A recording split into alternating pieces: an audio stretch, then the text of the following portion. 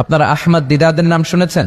জাকির নায়েকের গুরু আহমদ দিদাদ একটা বই লিখেছেন, the ultimate miracle of the holy Quran. ওই বইতে তিনি উল্লেখ করেছেন ইউনাইটেড স্টেটস অফ আমেরিকার কিছু বিজ্ঞানীরা সবচেয়ে পাওয়ারফুল যে কম্পিউটার ক্রে 1 সুপার কম্পিউটার, এটা দিয়ে আমেরিকার মিলিটারিতে যারা চান্স পায়, মানে সেনাবাহিনীতে, তারা ম্যাথমেটিক্যাল ক্যালকুলেশন গুলো করার জন্য এই কম্পিউটার ব্যবহার করে। আহমদ দিদাত তার ultimate miracle of the Holi কোরআনে বলছেন যে কম্পিউটারের সব ইনফরমেশন গুলোকে কনসাইজ করে ওই ক্রে 1 সুপার কম্পিউটারের মাইক্রো চিপসের ভেতর ঢুকিয়ে কমান্ড করেছে, is it possible to create a book like Quran?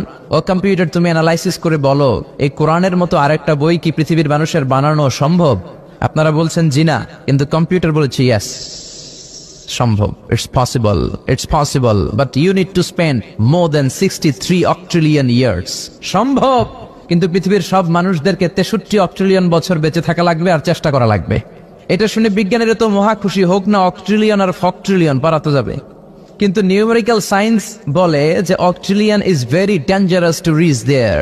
Octillion হচ্ছে এমন একটা সংখ্যা যেটা পর্যন্ত পৌঁছা মানুষের পক্ষে অসম্ভব।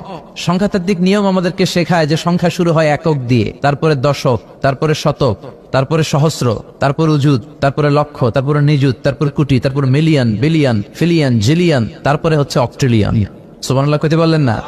এই 63 অক্ট্রিলিয়ন বছর আমাদের বাইসে থাকা লাগবে। আর 63